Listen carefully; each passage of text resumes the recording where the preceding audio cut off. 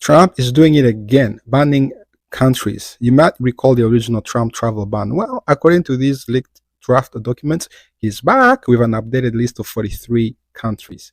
Notably, the majority are in Africa, about 21 of them, sparking serious concerns across continent and beyond. Here's how it is set up. There are three color-coded lists.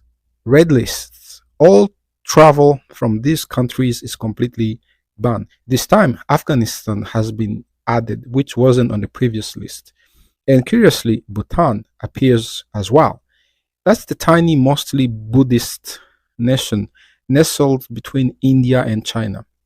Interestingly, Iraq, often grouped with these countries, did enough lobbying to stay off the ban once again. For anyone holding passports from these red listed countries, travel to the US would be blocked entirely. Then we have the orange list. Travel is heavily restricted, but not fully banned. Likely, business visas will still go through, but tourist visa and many immigrant visas, spousal, adoption, etc., are expected to be halted. Essentially, it's a partial ban that still affects a significant range of travelers. And lastly, we have the yellow list. These countries aren't banned yet, but they have 60 days to address security concerns, things like inadequate passport controls or poor information sharing on travelers. This includes several Caribbean nations you wouldn't typically expect, such as St. Lucia, St. Kitts, and Nevis, Antigua, Barbuda, and Dominica.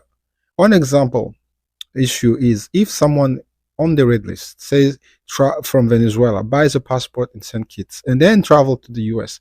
That's the loophole these policies aim to close. Remember, this is all coming from leaked drafts material. It's not final and could still change. Personally, I believe entire populations shouldn't be penalized for their government's actions. Everyone deserves an individual review.